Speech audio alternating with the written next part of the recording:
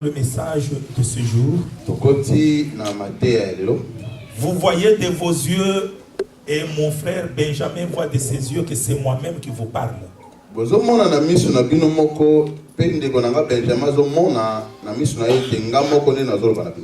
Racontez à mon père toute ma gloire en Égypte. Et tout ce que vous avez vu. Bien aimé, les paroles que nous écoutons ici, ce sont les paroles d'un homme à la fin d'une histoire qui s'achève bien.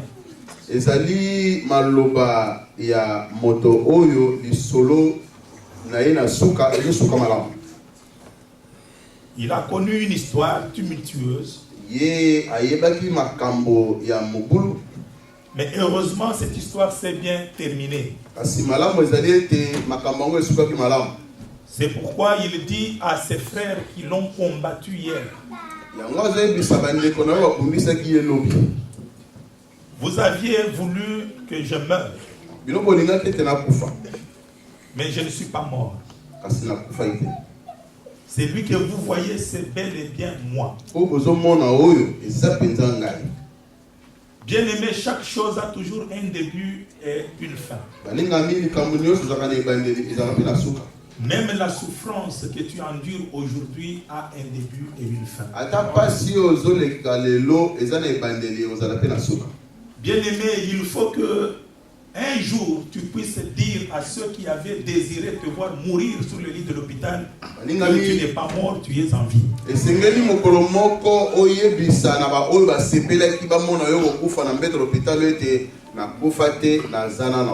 Il faut que ceux qui ont pensé un jour que tu ne te marieras jamais, jamais tu n'auras un mari,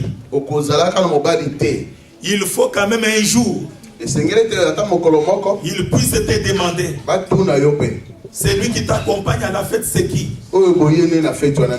C'est ton beau-frère? C'est ton grand frère? Mais que toi-même tu leur dises: non, c'est mon mari. Est-ce que quelqu'un m'entend? Il faut que ceux qui te disent qu'elle est toujours comme ça, il n'y a rien de bien. Il faut qu'un jour elle apprenne, qu'ils apprennent un jour que tu as acheté une maison. Alléluia. Amen. Et quand ils entrent dans la parcelle, ils posent la question: combien tu payes ici le loyer mensuel? Tu leur dis: non, je ne paye rien. Je ne paye pas grand chose parce que c'est ma propre maison. Bien aimé, c'est ce que cet homme, Joseph, a dit à ses frères. Il leur a dit: voyez très bien, ouvrez bien vos yeux. C'est lui que vous voyez, ce n'est pas quelqu'un d'autre. C'est lui que vous voyez, c'est moi que vous aviez vendu. Et je suis là devant vous. Alléluia. Bien aimé, l'histoire d'un homme ne peut pas être sans fin. On ne peut pas continuer à toujours être dans le pleurs. Non, il faut qu'un jour vienne, un jour de gloire, où tu peux aussi te dire: maintenant ça y est. Et je souhaite que ces jours-là soient pour toi, pour ma soeur, pour mon frère, le jour d'aujourd'hui. Est-ce que quelqu'un est avec moi? Amen, bien-aimé. Dis que aujourd'hui c'est mon jour. Aujourd'hui c'est mon jour. Tu vas dire aujourd'hui à tous ceux qui ont pensé le contraire que ce qu'ils avaient pensé, ce n'était pas vrai. Dieu m'a rendu justice. Amen, le peuple de Dieu. Amen. Mais écoutez une chose. Souvent on voit l'homme dans la gloire. Mais on oublie le parcours que cet homme a connu.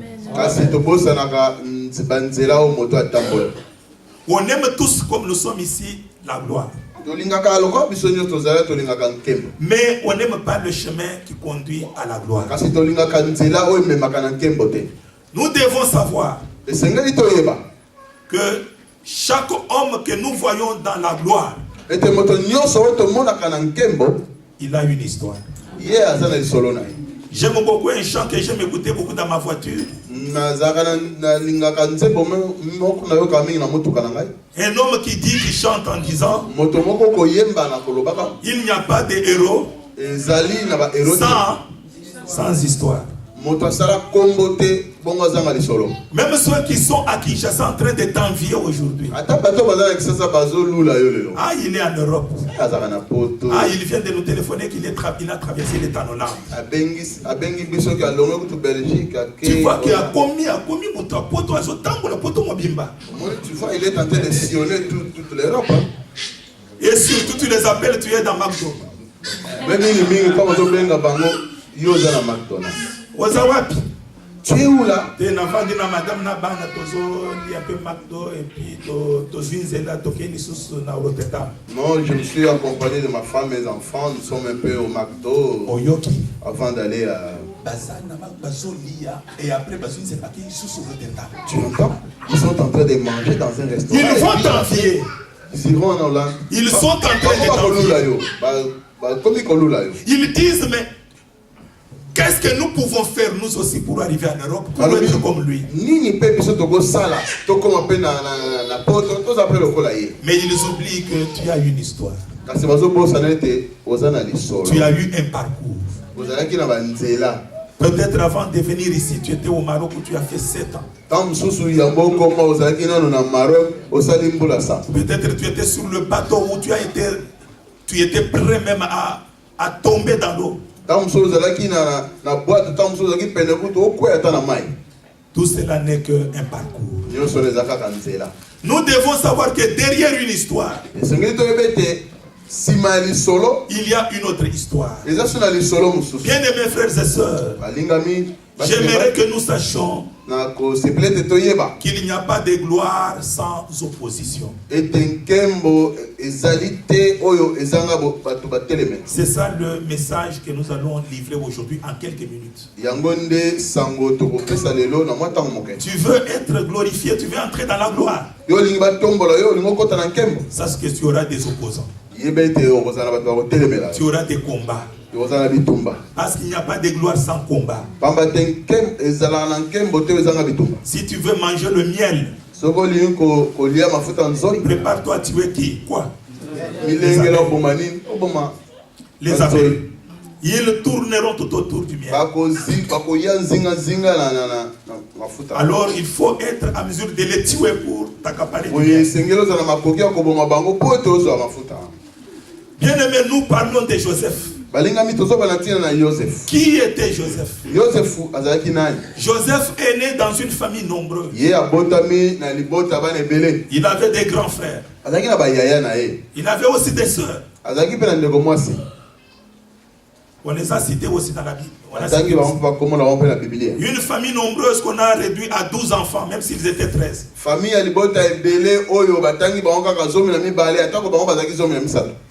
Cet homme Joseph, il n'était pas l'aîné de la famille. Il était un enfant derrière. Mais il était aimé beaucoup de son père. Ma soeur, mon frère, il faut chercher à être aimé de ton père. Notre Père céleste est notre Dieu. Il faut chercher à être dans les faveurs de Dieu. Parce que si Dieu t'aime, bien aimé, quel que soit le parcours, tu arriveras dans la gloire un jour. Est-ce que quelqu'un peut dire Amen? Amen. Joseph était aimé de son père. Son père lui a donné une tunique. Il lui a confectionné une tunique multicolore. Et il lui a donné par signe d'amour. Ma soeur, mon frère, il faut que Dieu te donne cette tunique. La tunique multicolore. Il faut que Dieu te donne un signe. Que le signe qui montre que tu lui appartiens. Amen, bien-aimé. Amen. Bien-aimé, dès que cet enfant a porté cette tunique, la Bible dit que ça provoquait la jalousie de ses frères. Lorsqu'on reçoit un don de Dieu, lorsque Dieu met en nous quelque chose, bien-aimé, ça va toujours susciter la jalousie. Et c'est cette jalousie-là qui attire le combat. Est-ce que quelqu'un m'entend? Amen. Est-ce que vous êtes avec moi? Amen. J'aimerais dire que Joseph a porté cette tunique. Et il a compris déjà qu'il s'est attiré des adversaires.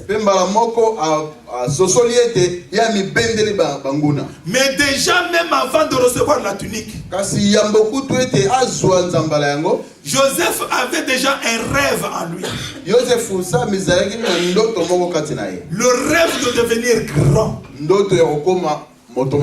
Ma soeur, mon frère, il faut rêver. Il ne faut pas être sans rêve. Parce que si tu ne rêves pas, si tu n'as pas de projet, si tu ne te projettes pas dans l'avenir, n'attends pas que quelqu'un te donnera cela sur un plateau. Il faut que tu aies un rêve. Je connais quelqu'un à Kinshasa. C'est un frère de notre église. Il avait commencé comment sa vie? Il se faisait toujours appeler chef par ses amis. Il était encore enfant, 8 ans, 9 ans.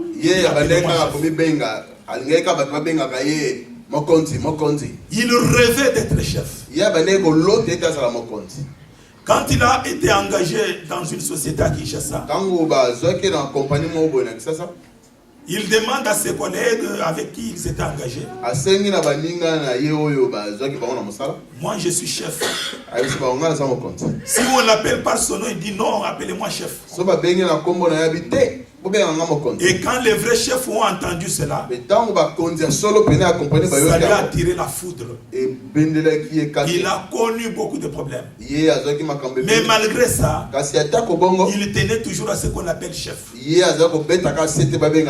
Bien aimé, aujourd'hui, il est un grand chef dans une société. Il est le numéro 1 de cette société. Je crois à ma femme qui est là, c'est de qui je parle. Pourquoi? Parce que il avait un rêve. Et il a nourri ce rêve. Et un jour ce rêve est devenu une rêve. Même toi, ma soeur, mon frère, il faut avoir le rêve. Le rêve est un projet. Mais tous les projets ne sont pas des rêves. Est-ce que quelqu'un m'entend?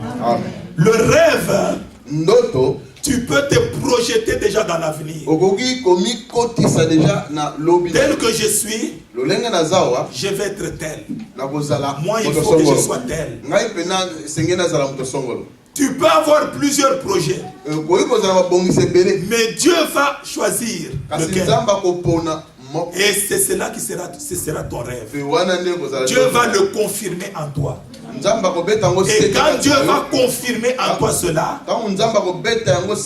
tu verras cela, soit dans le songe, soit même on prophétisera sur toi. Garde seulement cela lié sur ton cœur. Parce qu'un jour, cela s'accomplira. Alléluia. Amen. C'est ainsi que Joseph, il avait aussi le rêve de devenir grand dans sa famille. Et il a vu un jour un songe. Le premier songe, il était en train avec ses frères de lier les gerbes. Et il a vu que toutes ces gerbes-là se sont inclinées devant la sienne.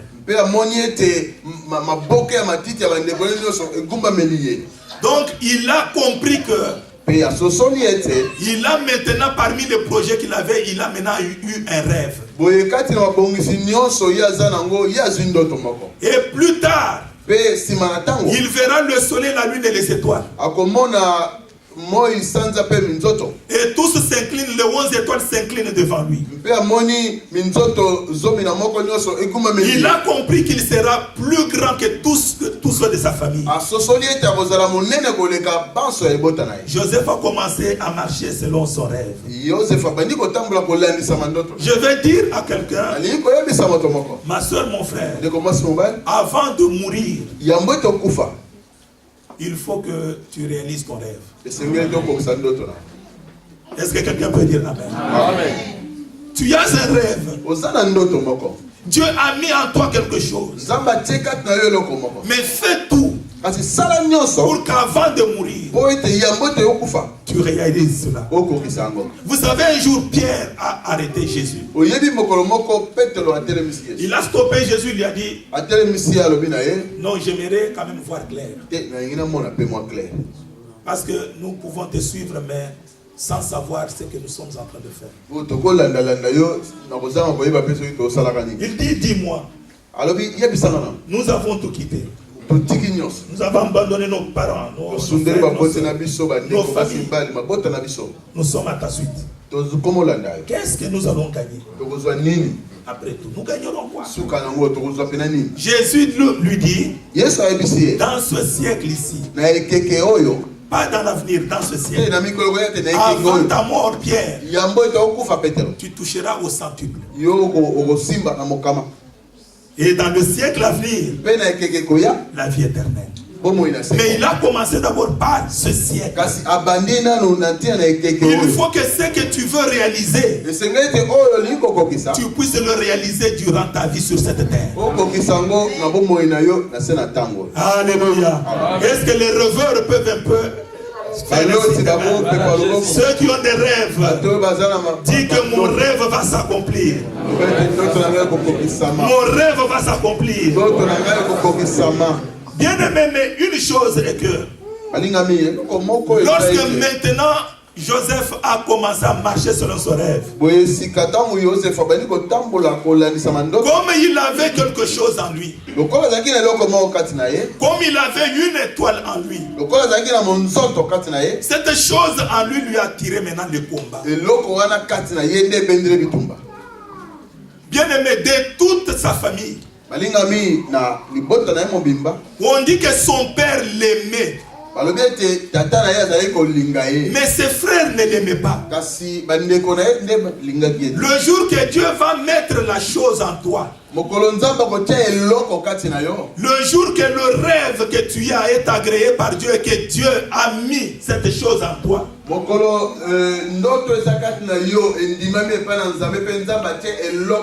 ceux qui aiment Dieu, ils t'encourageront. Ils s'approcheront de toi et t'encourageront d'aller de l'avant. Mais ceux qui ne sont pas de Dieu, ils te combattront. Ils te prendront en haine. Ils te haïront. Pourquoi? Parce qu'ils voient qu'ils ont quelque chose, tu as quelque chose que eux n'ont pas. Mais tu dois savoir que Dieu ne pourra pas écrire ton nom dans le livre de gloire sans combat.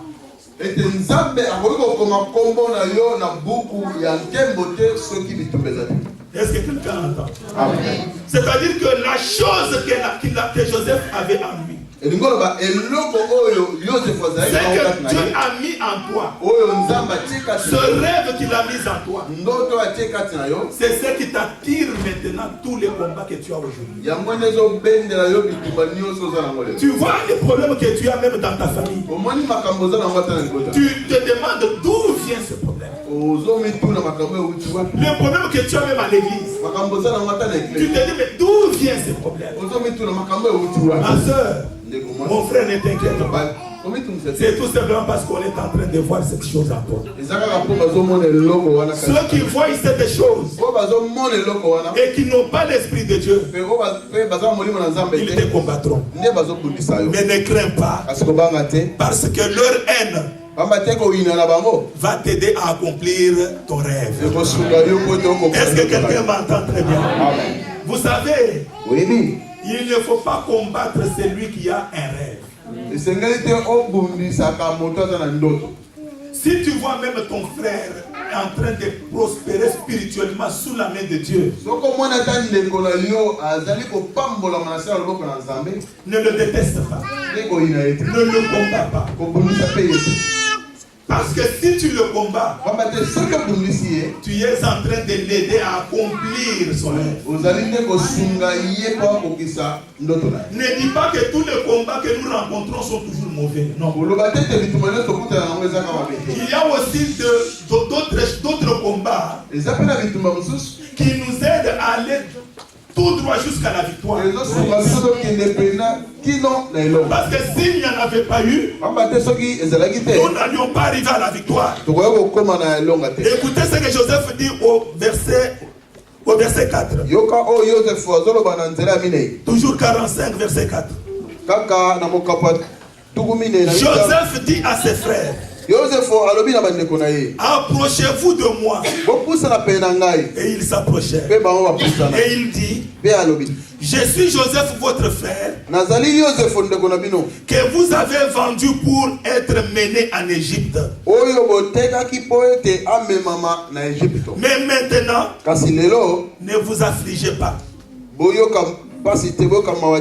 soyez pas fâchés de m'avoir vendu.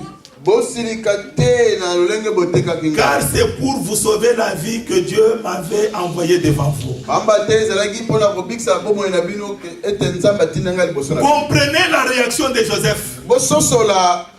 Joseph n'est pas allé en guerre contre ses frères. La position qu'avait déjà Joseph pouvait faire qu'il pouvait se venger facilement contre ses frères. Ma soeur, mon frère, si tu as l'occasion de te venger de tes ennemis, ne le fais pas. Ne te venge pas. Parce que ce qu'ils avaient fait contre toi, c'est ce qui t'a aidé à devenir ce que tu es. Est-ce que quelqu'un m'entend? Bien aimé, il y a quelqu'un qui a dit un jour, on ne peut pas enterrer une semence. Vous voyez une semence, une graine. Tu le trouves là, tu dis, moi ça me dérange. Je vais le mettre sous terre. Mais quand vous mettez sous terre, pour qu'on ne voit plus ça, c'est en ce moment-là que vous aidez cette semence à devenir un fruit. Est-ce que vous comprenez très bien? On n'enterre pas une semence. On ne combat pas un homme de Dieu. On ne combat pas celui qui a l'onction de Dieu. Vous savez, un jour, je me souviens, en 1989.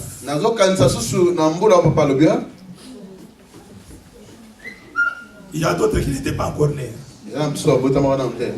En 1989,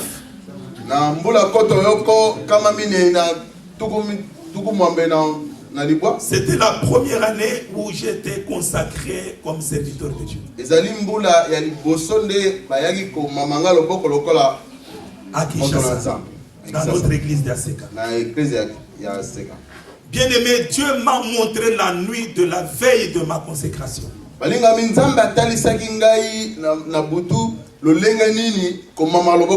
m'a montré un grand, donc une guerre qui était devant moi.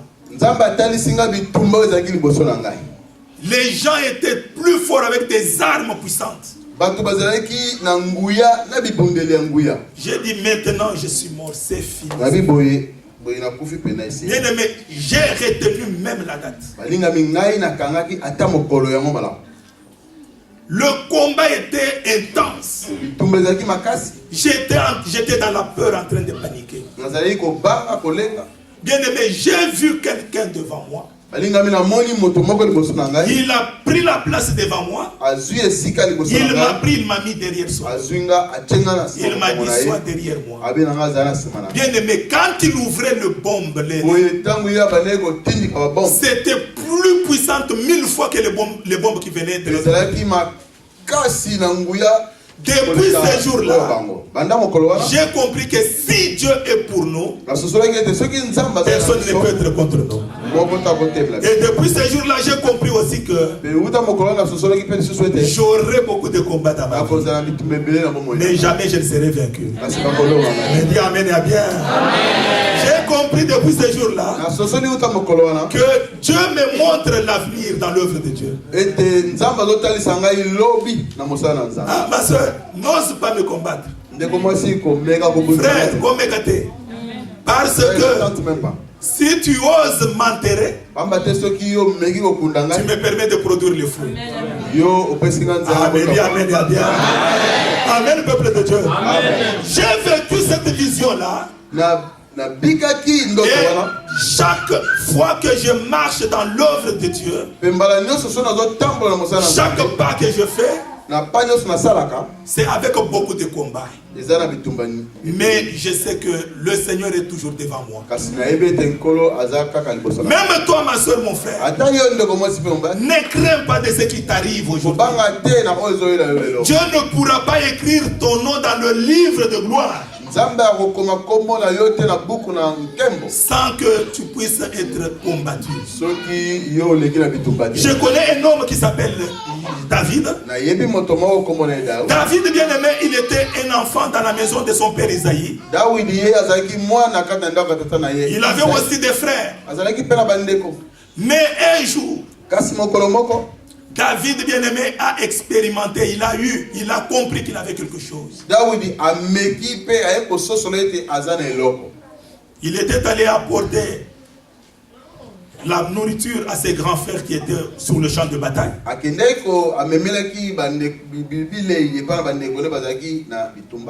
Et ils l'ont vu de loin. Souvenez-vous aussi que même Joseph dont nous parlons, comment ses frères l'ont vendu? On l'a envoyé aussi avec le pain pour aller donner à ses grands frères. De loin, ses frères l'ont vu. Et ils ont commencé à comploter contre lui. Si tu as la chose de Dieu en toi, si tu as l'étoile de Dieu en toi, on te verra même de loin. Les gens te verront même à distance. Toi, tu ne verras pas qu'on t'a vu.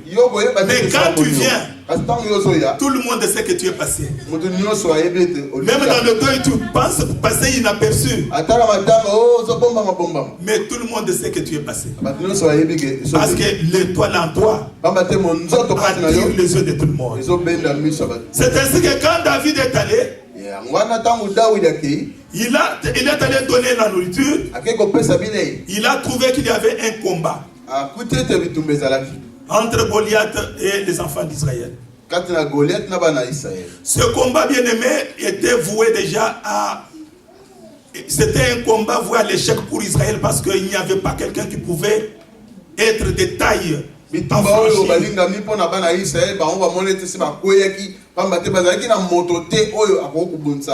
David a accepté d'aller combattre contre Goliath. Bien aimé, c'est ce jour-là que tout le monde a su qu'en David il y avait quelque chose de Dieu. Mais malgré ça, on ne l'a pas attaqué, on ne l'a pas dérangé. Tous les jours qui ont suivi, on ne l'a pas dérangé. Les Philistins n'ont pas eu à déranger David. Mais le jour qu'ils ont appris qu'il avait été roi,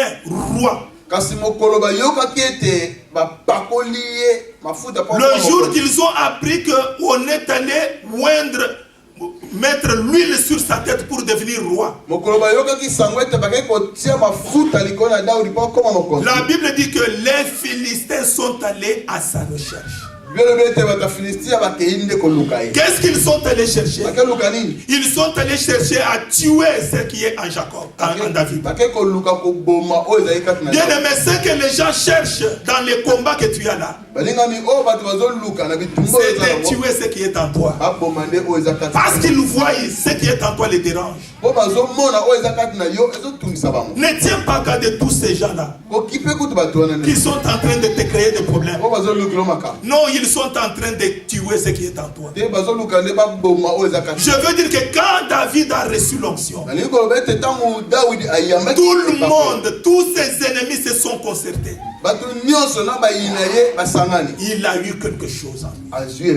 Et cette chose-là, c'est ce qui a attiré maintenant le combat. Tu te demandes pourquoi tu es combattu. C'est parce que tu as l'étoile de Dieu. Vous savez, observe dans tes enfants. Tu as des enfants nombreux. Ton enfant le plus combattu par des maladies. Bien aimé, sache que cet enfant-là a une étoile. Si on le combat, c'est parce qu'on veut éliminer ce qui est en lui. Même toi, tous les problèmes que tu connais aujourd'hui, bien aimé, c'est parce que les adversaires ont vu que tu as quelque chose. Et le niveau de ton combat reflète le niveau de ta gloire. Est-ce que quelqu'un entend bien ça? Plus tu as beaucoup de combats, plus bien aimé, la gloire qui t'attend, c'est une gloire qui va dépasser même les limites de l'imagination. Je veux encourager un frère et une soeur. Si tu as des combats aujourd'hui, ne baisse pas les bras. Continue à être fidèle. Parce que le niveau du combat que tu as reflète le niveau de la gloire que tu vas avoir demain.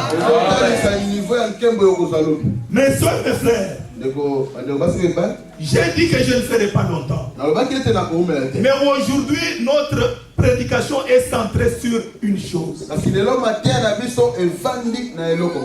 Que sache que tu es là appelé par Dieu.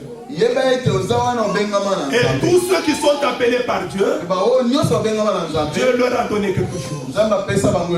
Dieu a donné quelque chose. Qu'est-ce que Dieu t'a donné? Il faut découvrir d'abord ce que Dieu t'a donné. Il faut découvrir les grains qui est en toi. Comment tu le feras? Tu verras comment tu te projettes toi-même dans l'avenir. Dès que tu as compris ce que tu veux devenir,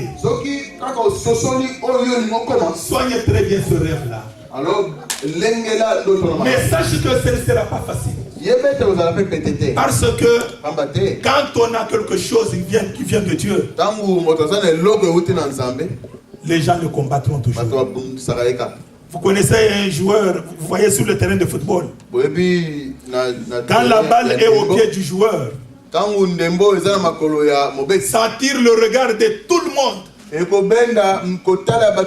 Non seulement ceux qui sont sur le terrain, mais même ceux qui sont au pourtour.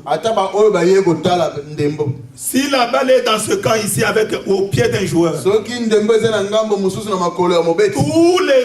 toute l'équipe adverse vient vers contre. Pourquoi? Ils viennent chercher la balle que tu as au pied. Est-ce que quelqu'un m'entend? Amen. Alléluia. Amen. Tu veux entrer dans la gloire.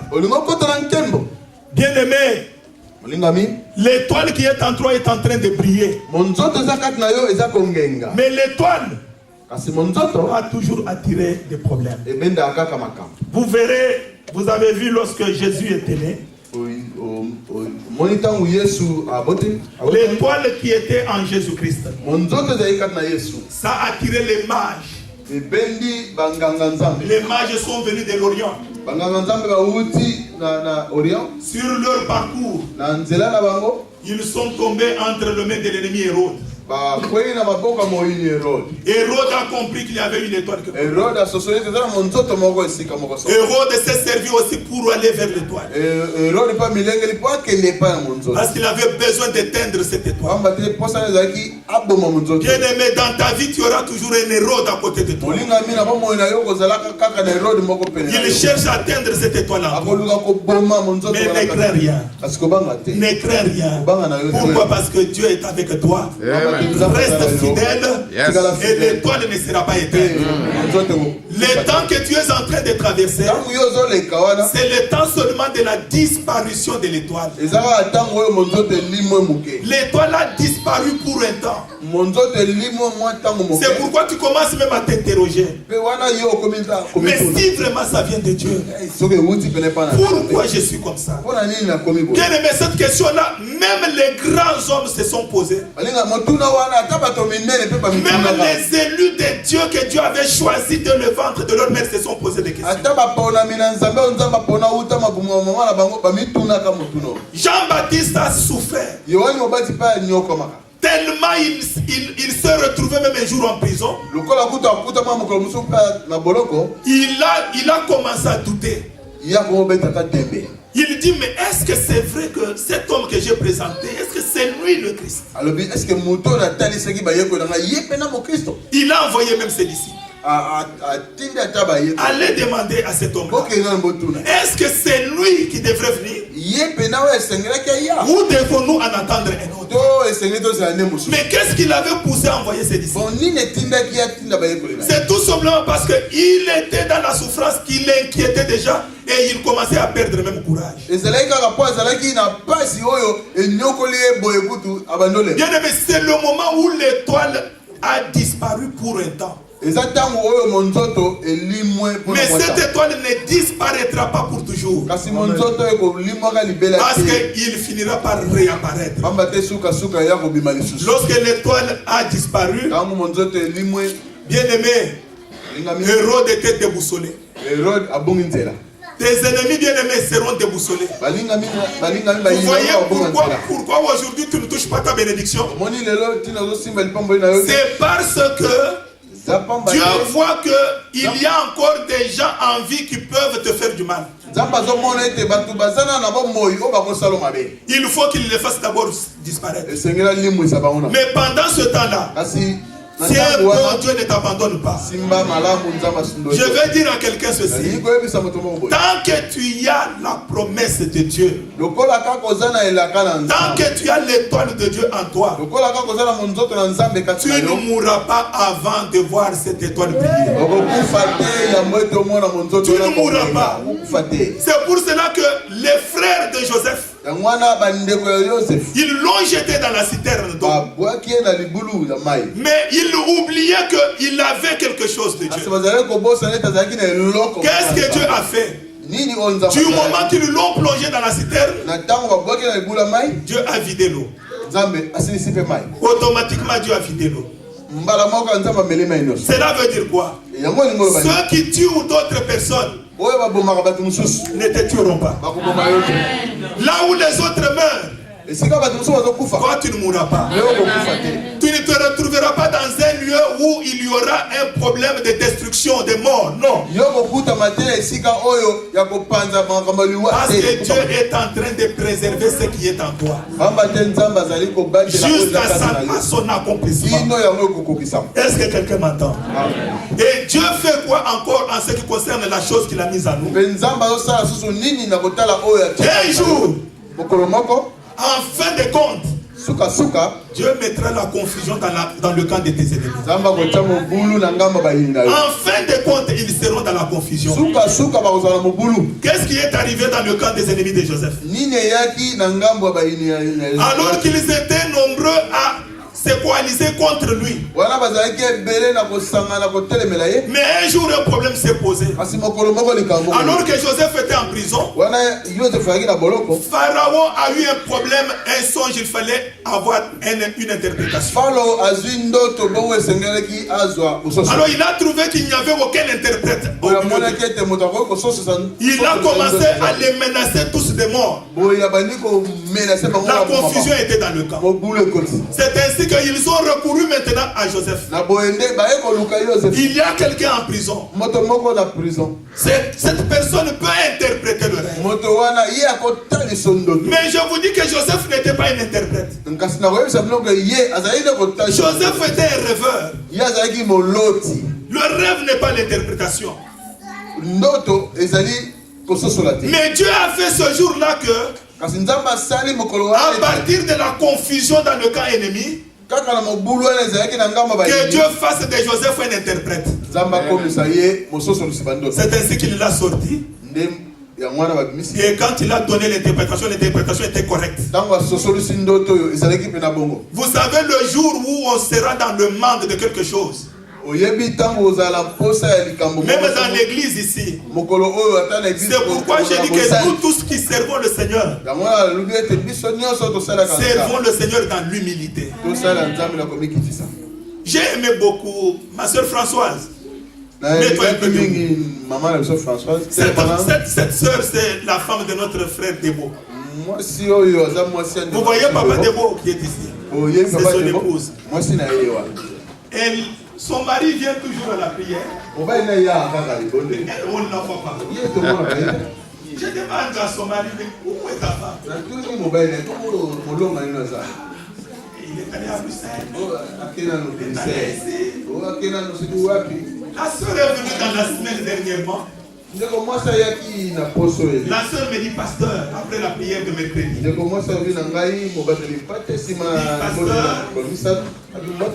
suis venu parce que Dieu m'a montré que je dois être ici.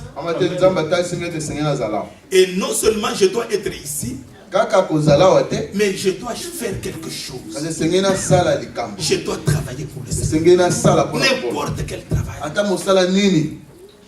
Moi, je dis, tu envisages quel travail? Même s'il faut balayer, même s'il faut mais je dois faire quelque chose. Il a entendu seulement le dimanche qui a suivi là un communiqué où on cherche les protocoles. Directement, il a donné le nom. Il dit, je dois faire quelque chose. Sois une soeur, un frère qui veut servir le Seigneur. Bien aimé, lorsque on sert Dieu de cette façon, c'est-à-dire Dieu voit que cette personne vraiment veut le servir. Donc parce que si tu te dis non, tu te fais supplier pour servir le Seigneur, le Seigneur peut susciter même des pierres. Est-ce que quelqu'un m'entend? Le Seigneur peut susciter même des pierres pour le servir. C'est ainsi que pour notre ami Joseph, lorsque il n'y avait pas, on n'avait pas trouvé d'interprète, Dieu a suscité en lui le don d'interpréter. Dans l'église comme nous sommes ici, si nous sommes en manque, Dieu peut te toucher toi pour devenir aujourd'hui même un grand prédicateur. Une grande prophétesse. Dis Amen. Amen. Amen, peuple de Dieu. Amen. Donc soyons là pour servir le Seigneur. Si vous lisez en Luc, je crois au chapitre 1er, verset 6 et 72 ou c'est combien? Je n'ai pas de... En tout cas, c'est au chapitre 1er, verset 72 ou je ne sais pas. Il est écrit ceci. Nous venons au Seigneur. Quand nous venons, Dieu nous a créés pour le servir. Après avoir été graciés, que nous puissions le servir. Comment toi tu sers le Seigneur? Est-ce que tu es prêt à le servir? Ou bien tu t'es fait supplier pour servir le Seigneur? Bien aimé, nous devons retenir une chose. Le roi n'avait pas vu Joseph. Je termine par là. Le roi n'avait pas vu Joseph. Mais lorsque il a voulu que Joseph sorte de la prison pour aller lui interpréter le songe, il lui a envoyé un habit sur mesure. Lui qui n'avait jamais vu Joseph, mais l'habit qu'il lui a envoyé, quand Joseph a mis cet habit sur son corps, l'habit était vraiment à la taille de Joseph.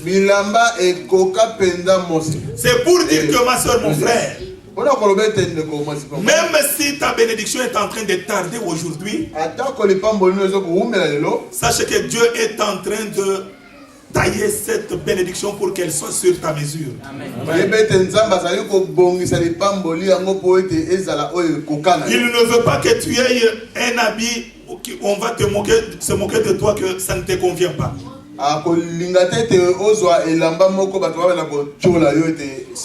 Il va t'envoyer quelque chose sur ta taille. De sorte que tout le monde en te voyant dans cet habit dise: qui t'a confectionné ça? Ah, c'est ça ta bénédiction. Laisse les autres avoir leur bénédiction. Ils ne sont pas sur mesure. Mais la tienne, ce sera une bénédiction sur mesure.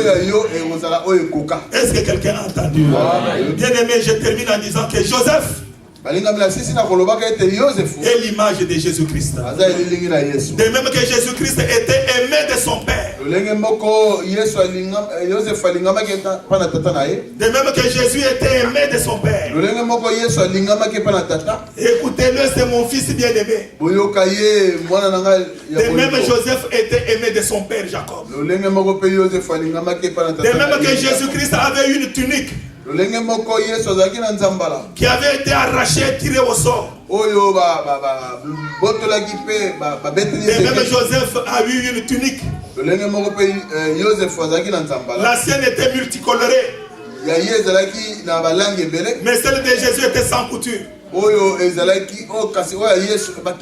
Mais toutes les deux ont été arrachées. Pour Joseph, ses frères l'ont arraché pour aller jeter dans le sang. Pour Jésus, on l'a arraché pour tirer au sort. Joseph est l'image de Jésus-Christ. De même que Joseph est entré dans la citerne. Enterré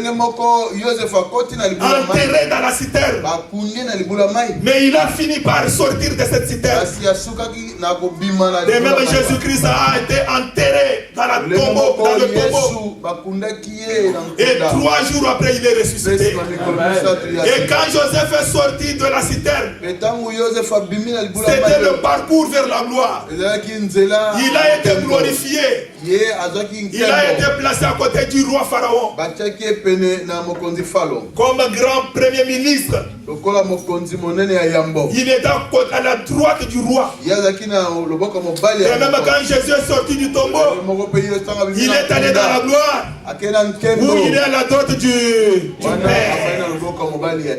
Bien aimé, tu cherches un chemin de gloire. Un chemin de gloire, c'est un chemin de problèmes. Mais sache que dans ces problèmes-là, Dieu est avec toi. Ne crains pas. Ceux qui cherchent ta mort, ils mourront avant toi. Pourquoi ils mourront avant toi? Parce que Dieu n'a pas encore dit un dernier mot à cause de ce qu'il a mis en toi. Il va finir par t'amener là où il veut.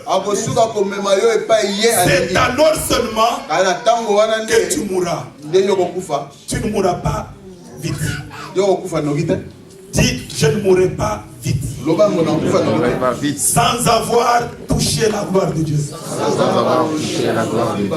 Je vais prier pour toi.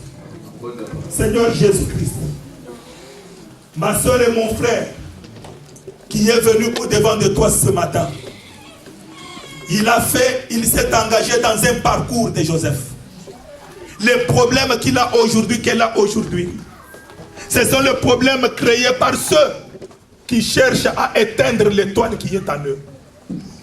Mais, pour autant que c'est toi qui as placé cette étoile en eux, tu es le seul garant, le seul protecteur, le seul qui fera que cette étoile, quels que soient les problèmes, qu'elle finisse un jour par briller.